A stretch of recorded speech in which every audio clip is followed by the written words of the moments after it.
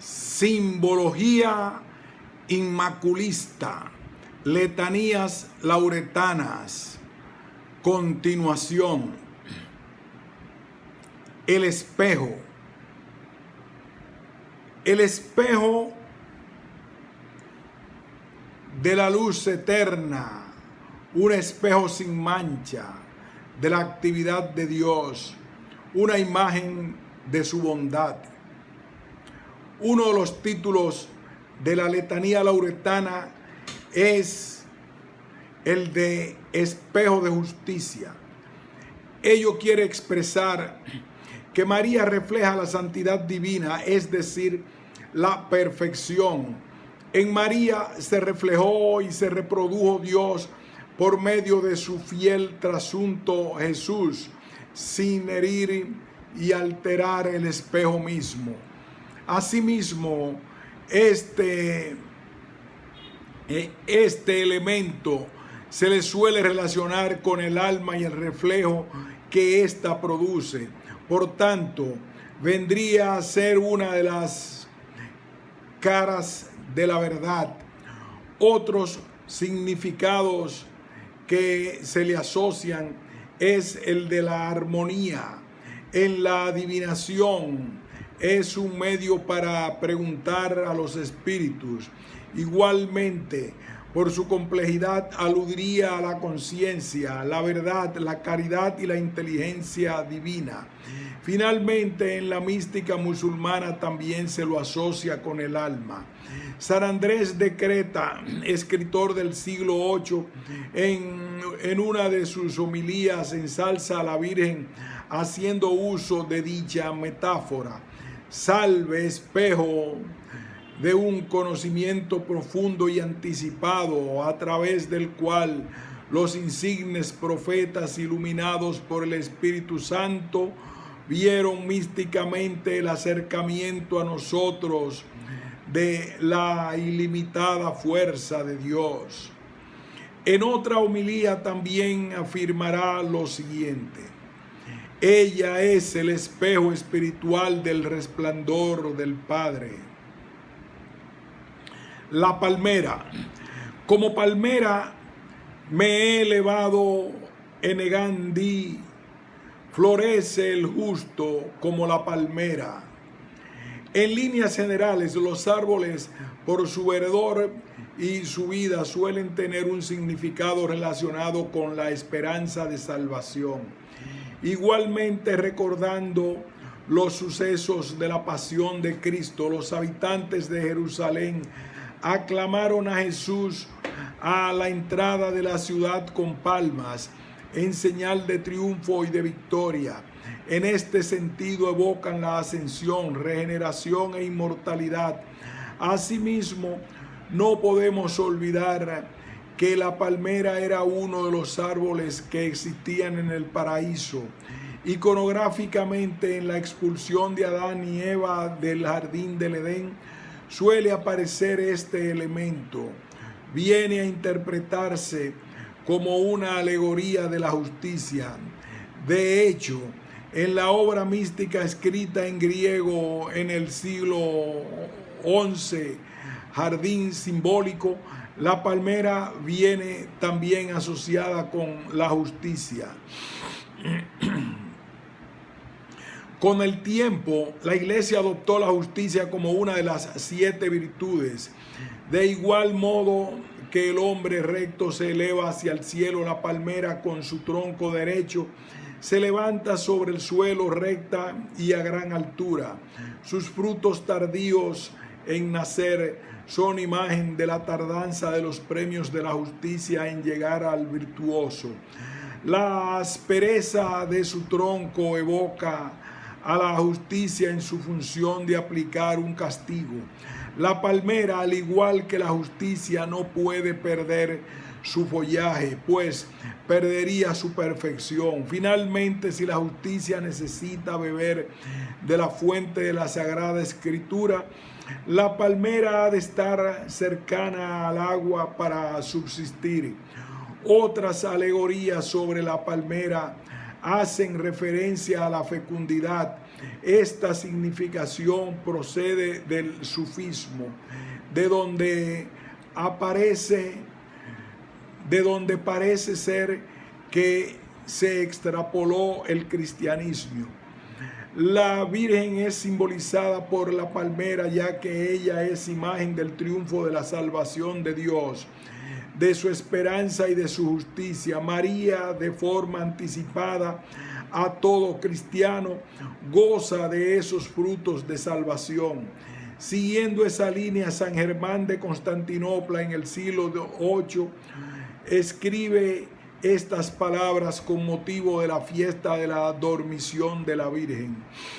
Con gozo prepara María lo que se relaciona con su partida, divulga la noticia de su traspaso, manifiesta lo que le ha anunciado un ángel y enseña el trofeo que se le ha entregado. Se trata de una palma, símbolo de la victoria sobre la muerte y figura de la vida inmarcesible.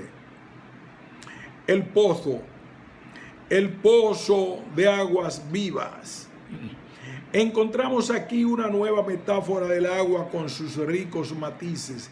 Agua de vida vivificadora que concede a la humanidad la salvación. No olvidemos la importancia que para aquella cultura semita nómada tenía la posibilidad de tener cerca un pozo en el entorno desértico en que habitaban.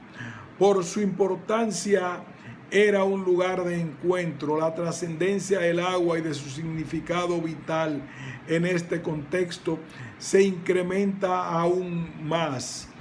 Era pues símbolo de la abundancia y de la fuente de vida. María sería ese pozo en el sentido en que ella contuvo en su seno a la verdadera agua que da la vida. De este modo, Crisipo de Jerusalén, autor del siglo V, retomando la cita del Cantar de los Cantares, exalta a la Virgen de este modo: alégrate, pozo del agua siempre viva. La torre, tu cuello, la torre de David, erigida para trofeos. Como algún autor señala, la torre del Alcázar en el que se instaló el rey David cuando conquistó Jerusalén fue símbolo de su poder y expresión de singular dignidad y hermosura. La invocación a María como torre de David alude a su belleza espiritual, a su firmeza en la fe y a su dignidad de madre del Mesías. Asimismo, la Virgen vendría a ser la torre que el rey se escogió para mostrar en ella todos sus trofeos. Algún autor afirma que María es torre de David porque es el vaso incorrupto que ha continuado el linaje de aquel rey. Ella, al igual que el cuello, es el nexo entre la cabeza y el cuerpo, esto es, entre Cristo y los hombres. Aplicado a María es también imagen de la ascensión. Germán de Constantinopla llamará a la Virgen sólida muralla, fortaleza inexpugnable, trinchera protegida y fuerte torre de defensa. Además de estos calificativos, en sus homilías pronuncia la siguiente oración: concede la corona triunfal de la victoria y rodea con la fuerza de tu protección a esta ciudad tuya, que te considera como su torre y fundamento. El lirio. Como lirio entre los cardos, así es mi amada entre las mozas. Tanto los lirios como las azucenas vienen a significar su ser virginal y su concepción sin mancha de pecado. El lirio entre cardos es una metáfora de la pureza de María, que sobresale entre un mundo inundado por el pecado. Esa blancura es imagen de la belleza espiritual de la Virgen. De este modo, los pétalos abiertos hacia lo alto son una referencia a su apertura a Dios Padre. Los que abren a los costados aluden a su maternidad generosa y esencialmente misionera. Todos los pétalos forman una sola flor, imagen de la fraternidad según el pensamiento de San Bernardo. El lirio de María no es el lirio cultivado y mimado de los jardines, sino el lirio de los valles, silvestre, que brota y florece sin intervención de la mano del hombre. Asimismo, el lirio en la tradición bíblica es el símbolo de elección, la elección del ser amado. De igual modo, la azucena vendría a simbolizar el abandono a la voluntad de Dios, a la providencia que cuida de las necesidades de sus escogidos. Este ejemplo viene a ser como apropiado para asociarlo a la Virgen. Finalmente, también sería una evocación del árbol de la vida. El himno Acatistos, un texto a caballo entre los siglos 4 y 5, es uno de los primeros escritos en los que aparece la imagen de la azucena. Salve Azucena de intacta belleza. De igual modo, Venancio Fortunato, autor del siglo VI, compara la belleza de María con la de las flores del siguiente modo: eres la más hermosa de las rosas y tu candor es muy superior al de los lirios. Tú eres la nueva flor de la tierra que el cielo cultiva desde lo alto. La rosa, como plantel de rosas en Jericó. San Buenaventura, allá por el tercer cuarto del siglo XIII, en su obra La vid mística, relaciona la rosa con la caridad, dándole un tinte de pasión. Para explicar esta palabra es necesario entretejer la rosa de la pasión y la rosa de la caridad, a fin de que la rosa de la caridad arda en la pasión y la rosa de la pasión se inflame en el fuego de la caridad. Tanto nos amó nuestro amante que, forzado del ardor de la caridad, dio consigo en las llamas de la pasión y entregó su alma a la muerte y muerte de cruz. Pues cuanto padeció Jesús en su vida mortal, todo pertenece a la púrpura encendida de la rosa de la pasión. Si bien esta rosa se coloreó señaladamente con las frecuentes efusiones de sangre sacratísima. Cedulio, autor del siglo V, nos ofrece una imagen bellísima aplicada a la Virgen María en este contexto. Y así como la tierna rosa que brota entre punzantes espinas no tiene nada que pueda causar una herida y su belleza oscurece el tallo que brotó, así Santa María, nacida de la estirpe de Eva, como nueva imagen elimina la culpa de la Virgen antigua. Dante, en la Divina Comedia, también asocia esta flor con la Virgen. La rosa en que encarnó el Verbo divino aquí está en los lirios que fragantes marcaron con su olor el buen camino. Considerada la reina de las flores, es símbolo de caridad porque esta es la reina de las virtudes. Asimismo, la rosa desnuda de hojas únicamente con las espinas suele ser considerada un símbolo de pasión, de dolor. Es el rosal despojado de la pena. De igual modo, es imagen de la copa que recoge la sangre de Cristo. Por tanto, aplicado a María, viene a asociar la figura de la Virgen al sufrimiento de su Hijo. También es símbolo de la discreción. La estrella, estrella de la mañana, estrella del mar. Lo veo aunque no para ahora, lo diviso, pero no de cerca. De Jacob avanza una estrella, un cetro surge de Israel.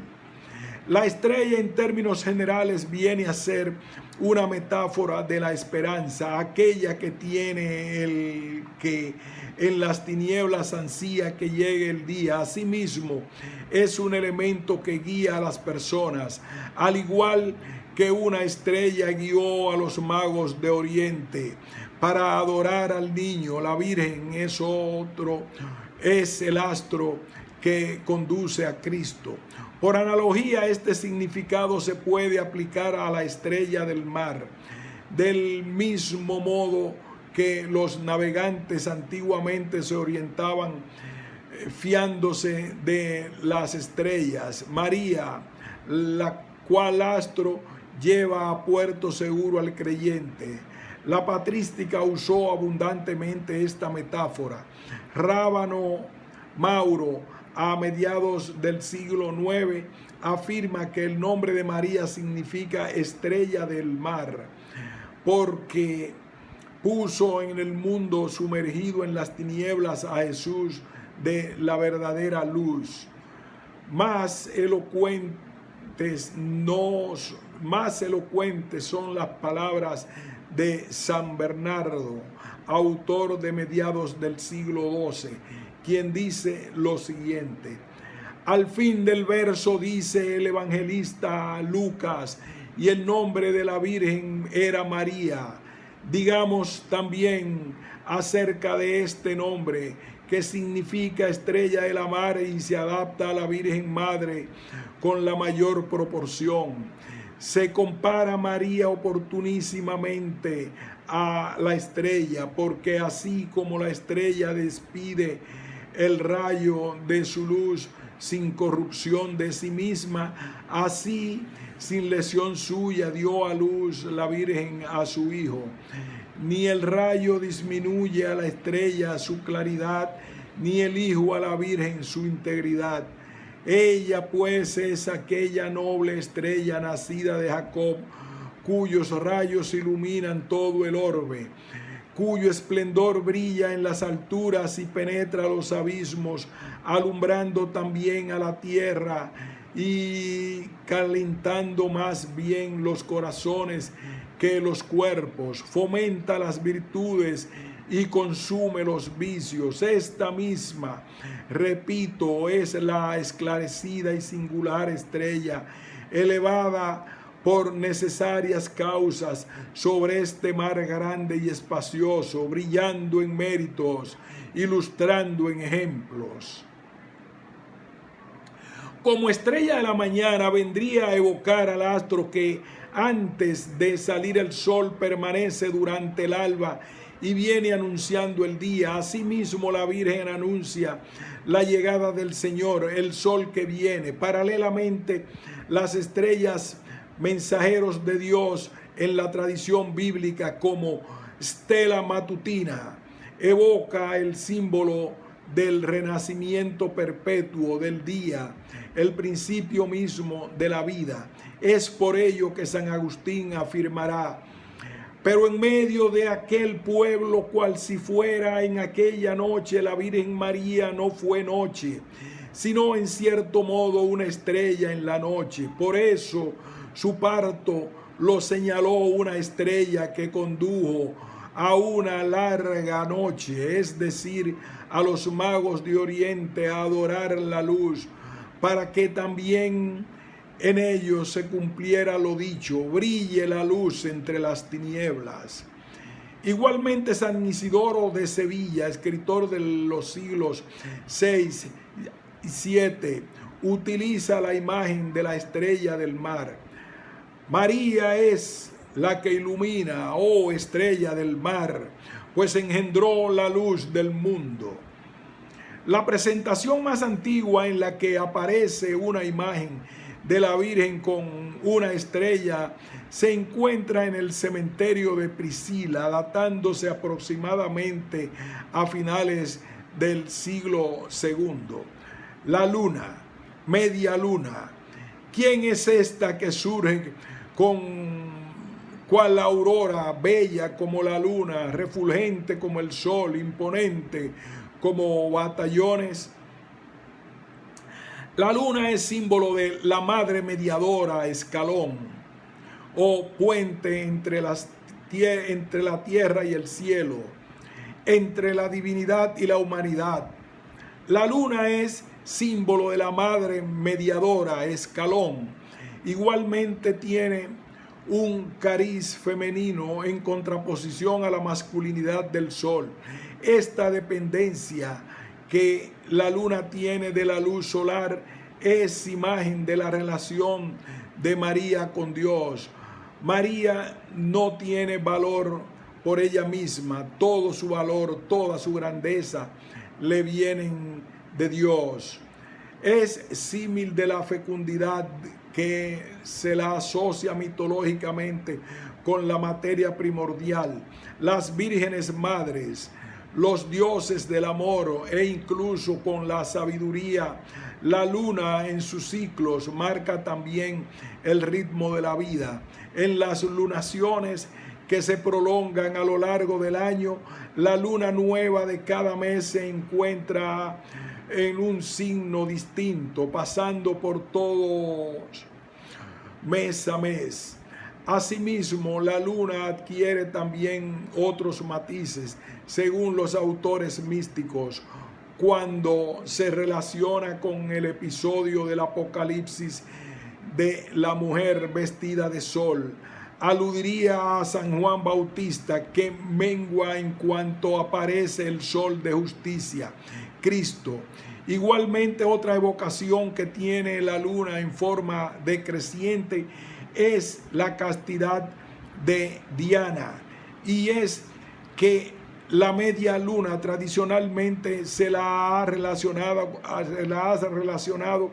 con las deidades femeninas. De este modo, al referirnos a María, la aplicación del simbolismo de la luna a su ser tendría como punto clave las alusiones a lo femenino que hemos visto. Desde un punto de vista meramente cristiano, la Virgen es la luna, puesto que está en función del sol para todo creyente, puesto que irradia al hombre nuevo que Cristo instaura.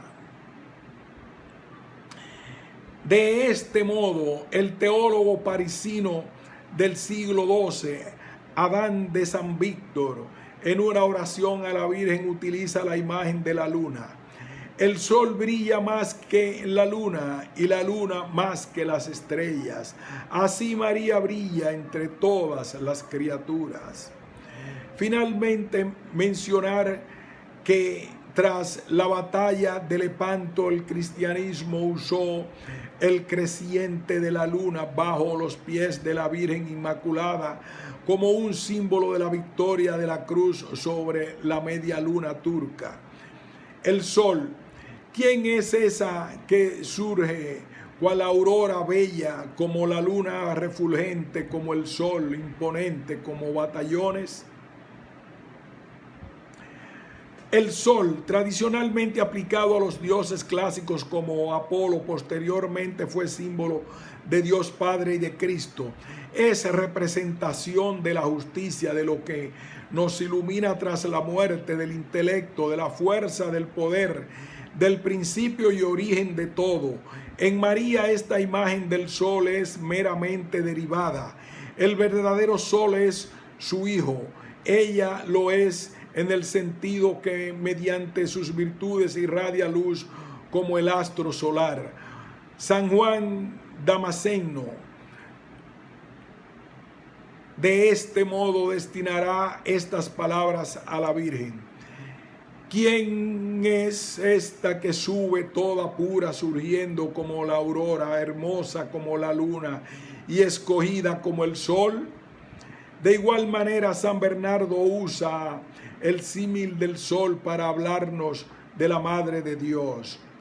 Con razón, pues, se nos representa a María vestida de sol, por cuanto penetró el abismo profundísimo de la divina sabiduría más allá de lo que creer se puede, por donde en cuanto lo permite la condición de simple criatura, sin llegar a la unión personal, parece estar sumergida totalmente en aquella inaccesible luz, en aquel fuego que purificó los labios del profeta Isaías, y en él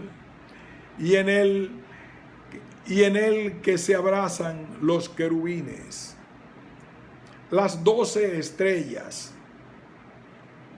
Una gran señal apareció en el cielo, una mujer vestida de sol, con la luna bajo sus pies y una corona de 12 estrellas sobre su cabeza. Son una metáfora de las 12 tribus de Israel. Asimismo, la devoción popular relacionó las 12 estrellas con el rezo del Stellarium, una oración similar al rezo del rosario, donde se reflexiona sobre los privilegios y gozos de la Virgen. El manto azul. El manto es la imagen de la madre que acoge y cobija al Hijo. María no solo envuelve a Cristo como hogar del Verbo encarnado, sino a toda la humanidad. Ella es la sede de la sabiduría, símil de la eternidad. El color azul del mismo, emparentado en la antigüedad con el número 6, es símbolo de la virginidad y también de la balanza. Esta última comparación muestra una de las funciones de la Virgen, ser mediadora entre Dios y los hombres. De igual modo, el azul es el color más inmaterial y profundo, lo que vendría a simbolizar el despego frente a los valores de este mundo y el vuelo del alma liberada hacia Dios. En este sentido, los autores que han trabajado el tema del simbolismo de los colores vienen a coincidir en que el azul evoca la pureza, el desprendimiento de lo humano que permite remontarse a lo divino, lo trascendental y en definitiva lo espiritual y lo profundo. Al igual que analizamos el color azul, no podemos obviar que en la mayoría de las representaciones de la Inmaculada Concepción anteriores a la segunda mitad del siglo XVII, previas al Tratado de Pacheco, era usual contemplar la túnica de la Virgen en color rojo. La simbología del mismo suele relacionarse en el cristianismo principalmente con el amor, al igual que es el color de la sangre derramada por Cristo y también por los mártires. Acostumbraba por derivación a conectarse con el amor triunfante, incluso con la justicia divina. El unicornio. Una de las más curiosas alegorías sobre la pureza de María tiene como protagonista a este animal mitológico. Esta escena es también llamada la caza del unicornio. Dicha metáfora fue utilizada principalmente en la Edad Media, desapareciendo por completo en el siglo XVI. Este prototipo fue representado mayoritariamente en ménsulas, miniaturas y misericordias de coro, pero rara vez en pinturas o esculturas. El unicornio venía a simbolizar la imagen del ser fuerte, del poderoso, ya fuera bueno o malo. Según la antigua leyenda, solo podía ser amansado y vencido ante una doncella virgen. Puestos estos puntales, la mística medieval se encargó de desarrollar la fábula de la caza del unicornio.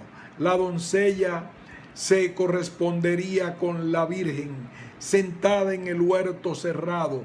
El cazador sería el arcángel San Gabriel, que hace sonar el cuerno de caza y azuza a sus perros, símbolos de la verdad, la justicia, la misericordia y la paz. Cristo, víctima de este símil, pasa a ser figurado por el unicornio que, atraído por la pureza virginal de María, cae sobre el seno de la doncella. San Jerónimo será el primero que relacione esta fábula con la Anunciación. Posteriormente también usaría esta alegoría San Bernardo. Asimismo también se ha vinculado con el episodio de la visitación.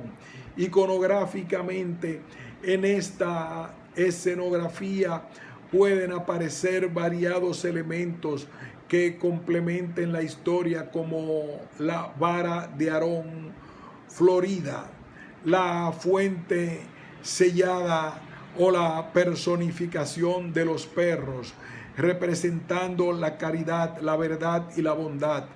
El cedro, como cedro me he elevado en el Líbano, es el símbolo de la perennidad, la permanencia, el vigor, la nobleza y la inmortalidad. Asimismo es imagen de la incorruptibilidad, puesto que no se pudre. Al contemplar las virtudes evangélicas de la Virgen, todas estas características que del cedro se citan pueden ser asociadas a María. Venancio Fortunato aplicará este símil a la Virgen. Sublime sobre los cedros y sobre las extensas cumbres. El árbol. Saldrá un vástago del tronco de Jesé y un retoño de sus raíces brotará. Dentro de los innumerables significados que se le pueden aplicar al árbol, nos quedaremos con el que se le suele aplicar a la cita bíblica que origina este simbolismo mariano. De este modo, algún autor lo ha resumido con estos términos: el árbol de Jesé es por sí solo todo un haz de símbolos en la mística cristiana. Significa a la Virgen María, la nueva Eva, que ha concebido por mediación de la gracia, el Cristo y todos los pueblos cristianos. Significa la Iglesia universal, desciende de María y Cristo. Significa el paraíso donde se reúne la familia de los elegidos. Entronca también con el Cristo crucificado, con la cruz, con esta muerte, de donde deriva una raza nueva, una descendencia indefinida. Recuerda también la escala de Jacob, así como la escala de fuego de San Juan.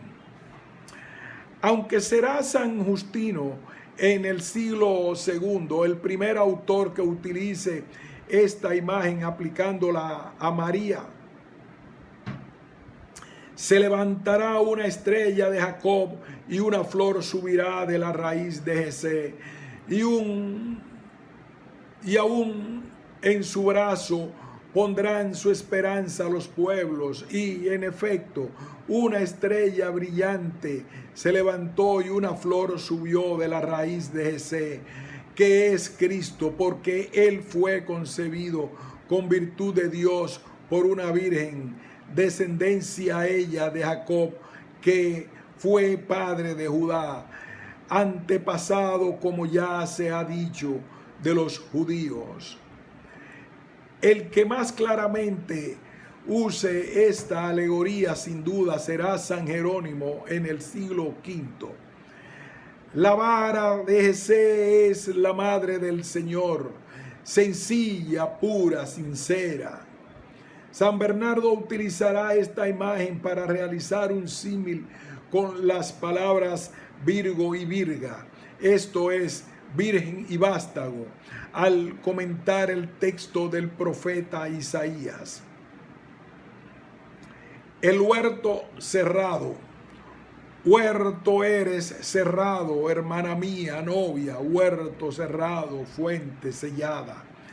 La Virgen del huerto cerrado, así como la de la fuente sellada aluden a la virginidad de María y también de la ausencia del pecado en su ser. El seno de la Virgen solo fue acariciado por la gracia de Dios, de modo que ningún hombre manchara su pureza. Pero es que además el pecado tampoco rozó su persona. Si Eva, la primera mujer, cayó en la tentación del demonio, María, la nueva Eva, es un huerto cerrado en el que el maligno no pudo entrar. De este modo San Jerónimo afirmará: por estar cerrado y sellado se aleja a la Madre del Señor, que fue a la vez Madre y Virgen. También Ezequiel de Jerusalén utiliza este símil. Huerto cerrado y fuente sellada te denominó con antelación en los cánticos el esposo que de ti proviene. El olivo, con gallardo olivo en la llanura. El olivo es un árbol cargado de riqueza simbólica. Hace referencia tanto a la paz, a la fecundidad, la purificación, como a la fuerza, a la victoria o la recompensa. Bíblicamente está asociado a la paz por la paloma de Noé, que en su pico traía un ramo de olivo. Asimismo también se la relaciona con la cruz de Cristo, que según la leyenda estaba hecha de cedro y olivo. En la Edad Media era símbolo del oro y del amor. Angelus Silesius escribiría: si puedo ver en tu puerta madera de olivo dorada, te llamaría al instante templo de Dios. Asimismo, este árbol sería imagen de Abraham y de su hospitalidad. En la antigua Grecia era el símbolo de la propia Atenea y de sus valores, sabiduría, prudencia y civilización. En otros autores aludiría a la purificación, la longevidad y la fecundidad. Para el Islam significa al profeta. Finalmente posee matices de realeza, puesto que es el árbol del que se extrae el aceite, elemento que se usaba para la coronación o unción de reyes. Nuevamente, estos valores de la fecundidad, victoria, fortaleza o purificación pueden ser aplicados a la persona de la Virgen. De este modo, Germán de Constantinopla, muy proclive a las alegorías, utiliza esta imagen para realizar un símil con María y el episodio del diluvio universal. Ella es el fecundo olivo plantado en la casa de Dios, del cual el Espíritu Santo tomó una ramita material y llevó a la naturaleza humana. Combatida por las tempestades, el don de la paz gozosamente anunciado desde lo alto. La ciudad, glorias se dicen de ti, ciudad de Dios. La ciudad, por su esencia, es imagen de la estabilidad. En la Biblia, toda ciudad, por analogía, va a estar asociada a la gran ciudad. Esto es, a la Jerusalén celeste. Es por ello que las ciudades establecidas como centros del mundo hacen referencia a centros espirituales. En ese sentido, son consideradas ónfalos, ejes de la tierra. Asimismo, la ciudad tiene un cariz femenino, es como una madre que recoge en sí a sus hijos. En la carta de San Pablo a los Gálatas se dice: la Jerusalén de arriba es libre, ella es nuestra madre. La ciudad de lo alto engendra mediante el Espíritu, mientras que la ciudad de abajo lo hace con la carne. Como recinto cerrado hace alusión a la Virgen. María es, al igual que huerto cerrado, en la ciudad sellada en la que el pecado no ha entrado. Asimismo, la Madre de Dios es imagen de esa que el pecado no ha entrado. Asimismo, la Madre de Dios es imagen de esa nueva Jerusalén celestial a la que todo creyente aspira a llegar. Es por ello que San Bernardo, en la fiesta de la Asunción, predica las siguientes palabras: cesen sin embargo nuestras quejas, porque tampoco nosotros tenemos aquí ciudad permanente, sino que buscamos aquella a la cual María Purísima hoy llega. Asimismo, siglos antes, Germán de Constantinopla, evocando la cita del Salmo, escribe estas palabras: hoy David, acompañando a la esposa y entonando cánticos que se refieren a la Virgen bajo la figura de una ciudad, levanta la voz diciendo: cosas gloriosas se han dicho de ti, oh ciudad del gran rey. La escala de Jacobo.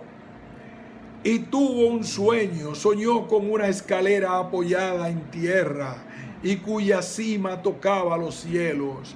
Y he aquí que los ángeles de Dios subían y bajaban por ella. La escalera o escala es claramente un símbolo ascensional. Es un camino por el que se puede subir y bajar.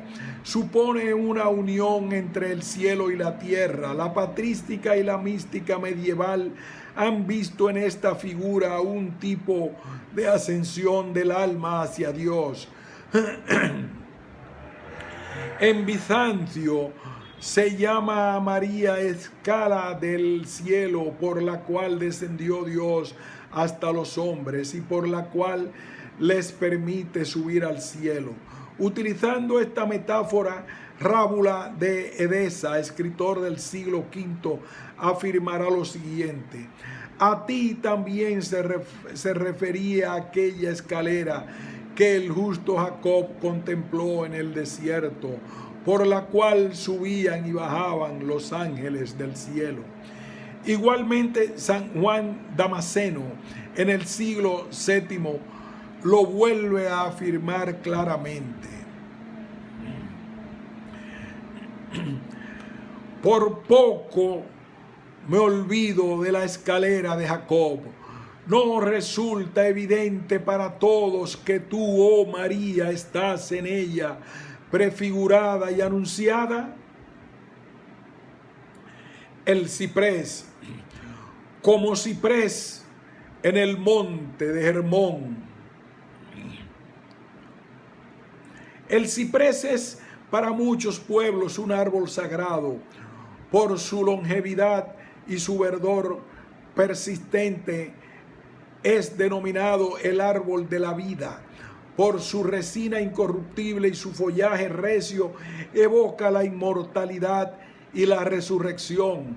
Su estricta verticalidad recuerda el tránsito de la tierra al cielo. Asimismo, vendría a ser un símbolo de la esperanza cristiana. Este elemento aplicado a María vendría a significar la idea de que la Virgen, cual ciprés recio, se mantuvo incorruptible y firme ante el pecado. La Madre de Dios es imagen de la inmortalidad y de la resurrección, así como de la esperanza de todo creyente. En María se ha realizado ya de manera anticipada la promesa divina de la salvación. Adán de San Víctor, utilizando la alegoría del ciprés, escribirá estas palabras referidas a la Virgen: paraíso celeste, cedro no tocado por el hierro y que esparce su dulce hálito. El templo del Espíritu Santo. ¿O no sabéis que vuestro cuerpo es santuario del Espíritu Santo? A la imagen paulina neotestamentaria del templo del Espíritu Santo viene a desarrollar la idea de la pureza de María aplicada en su contexto original a la comunidad cristiana de Corinto. El apóstol con sus palabras corregía la actitud promiscua de aquellos creyentes. San Pablo criticaba la permisión de los corintios en la fornicación, recordándoles que por su condición de templos de Dios debían mantenerse puros y respetar sus cuerpos, ya que estos son imagen de Dios. Esa alegoría claramente se ve proyectada en la Virgen.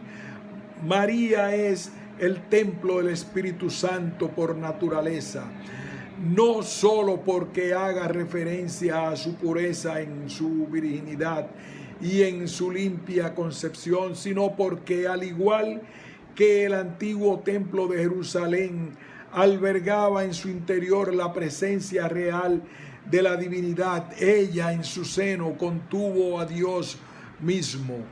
En ese sentido, esta imagen es una de las más claras y acertadas asociadas a la Madre de Dios. De este modo sería San Atanasio en el siglo IV uno de los primeros en usar esta imagen. En efecto, siendo el poderoso y creador de todas las cosas, edificó para sí en la Virgen un templo, o sea, su propio cuerpo. De forma más clara, San Gregorio Magno alude a este templo con los ejemplos siguientes, con los siguientes términos. En efecto, es llamada monte y templo aquella que, refulgente por incomparables méritos, preparó para el unigénito de Dios un santo seno para que él se alojara. El arca de Noé, la balsa constituida por el patriarca que sirvió para la redención de la humanidad en los albores de la historia de la salvación, es figura también de María. En un mundo que quedó marcado por la maldición del pecado, el arca de Noé supuso el único lugar en la tierra donde habitó la inocencia. Es por ello que es símil del vientre de María, que, rodeado de un mundo empecatado, contuvo en él a Cristo. Al igual que en la historia de Noé, cuando la tierra, según el plan de Dios, quedó cubierta por la sombra del mal y aquel arca se convirtió en un nuevo paraíso donde nacería la humanidad nueva. La Virgen representa esa figura. Su vientre y su alma eran el recinto que debían albergar a Dios. Su vientre y su alma eran el recinto que debía albergar a Dios, el único resquicio limpio de mancha donde saldría un nuevo orden de hombres y mujeres según la voluntad divina. Ezequiel de Jerusalén utiliza esta imagen aplicándola a María mediante las siguientes palabras. Otros la presentan como lámpara que arde por sí sola y como arca más allá, amplia y espaciosa e ilustre que la de Noé. El arca de la alianza. Para el pueblo de Israel, este elemento suponía el símbolo del pacto que Yahvé había hecho con su pueblo. Dentro de esta urna se encontraban las tablas de la ley, una porción del maná y la vara de Aarón. La patrística aplicó este símil a María, de igual modo que el arca albergaba la presencia real divina. María en su seno llevó al mismo Dios. En cierto modo es la imagen parecida a la del arca de Noé, pero también se puede contemplar otro matiz más allá. La misma manera que aquel receptáculo, según la voluntad de Yahvé, debía de estar recubierto de oro, la Virgen, en previsión de su condición de Madre de Dios, sería revestida y adornada con los dones divinos por dentro y por fuera. Es decir, en su alma, en su cuerpo. En ese sentido, esta Virgen viene a ser una alegoría de su inmaculada concepción. Dios no iba a permitir que la sombra del pecado alcanzase a la que habría de convertirse en la madre de Jesucristo.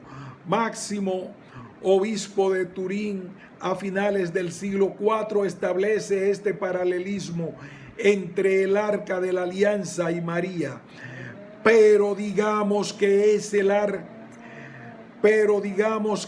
el arca sino Santa María, pues si el arca contenía las tablas del testamento, María llevó en su seno al heredero del testamento. Aquella encerraba en su interior la ley y ésta guardaba el evangelio. Aquella tenía la palabra de Dios, ésta el verbo mismo. Además, si el arca resplandecía por dentro y por fuera por el color del oro, Santa María brillaba interior y exteriormente por el resplandor de la virginidad. Aquella estaba adornada con oro terrenal, esta con el oro celestial. También Ezequiel de Jerusalén hace uso de esta metáfora con los siguientes términos. Esta arca es ciertamente la Virgen Madre de Dios. Si tú eres la perla, ella es el arca. Otras simbologías e imágenes tomadas tanto de fuentes bíblicas como patrísticas aplicadas a María. Nuevo cielo, templo de Dios, vid verdadera, zarza sin consumirse, rosal que ejerce junto al arroyo, árbol de vida del paraíso de delicias, aurora en extremo resplandeciente, signo de la alianza, monte de Dios, tierra de promisión que emana leche y miel, ciudad del gran rey, mar inmenso como cinamomo y el bálsamo, tierra sin mancilla, flor del campo, columna del humo, como lluvia sobre el vellón, vara del Aarón florida, paloma, como manzano entre los árboles silvestres, agua viva, urna dorada, conteniendo maná, tu vientre como acervo de trigo rodeado de azucenas, estrella de la mañana entre nubes, nube libera, vellón de Gedeón, ciudad asilo, casa de Dios y tabernáculo de Dios.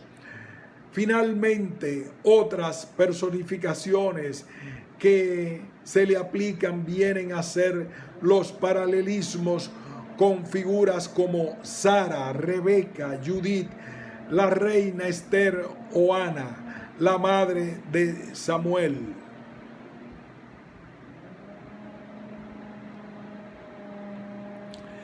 Fin de este bellísimo y sabio ensayo.